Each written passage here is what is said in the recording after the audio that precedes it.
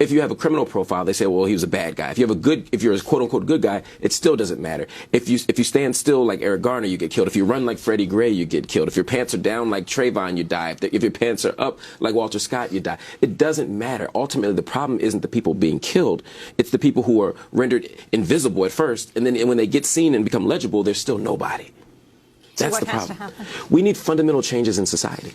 Fundamentally, we have to, first of all, deal with the issue of white supremacy. This isn't an issue of racism. This is an issue of white supremacy. We live in a world where we simply believe that white people's lives are worth more and that black lives aren't worth much. And because of that, even the most well-meaning cop looks at a black body and still may have a bias. And it's not just white cops. It's also black cops. There's a study out of Stanford that says that police officers tend to look at black children as older and more guilty than they are, which means that you see that 13-year-old boy or a 12-year-old Tamir Rice, and you think he's 21 as they did, and you shoot him like he's 21, having a real gun instead of a play gun, because that's what happens, even though white kids do it all the time with no consequence. So we need to redress this issue of white supremacy. We also need to deal with this question of policing. We have to ask, what role do we really want police officers to have? Do we want them to be an occupying force in our community, or do we want them to have a different role? The whole idea of broken windows policing, the idea of getting an Eric Garner off the corner for selling Lucy's cigarettes, the idea of chasing down a guy for selling CDs when the store owners don't care. That itself is part of a particular understanding of policing